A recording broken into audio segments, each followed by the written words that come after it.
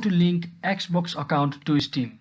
So hello guys, welcome back to my YouTube channel. In this video I'll be showing you how you can easily link the Xbox account to your Steam. So just make sure you have successfully downloaded and logged in with your account on your Xbox official application, and once you're inside here, simply click on your profile and just click on view profiles option, and once you click on it you will see the settings option. When you click on it you will see the social account, that is your Steam, linked, Discord, etc. and EA. So what you need to do is to click on Steam. To join Steam, just simply click on link, and it might wanna ask you about your password or Gmail confirmation when you log in with your Steam login credentials.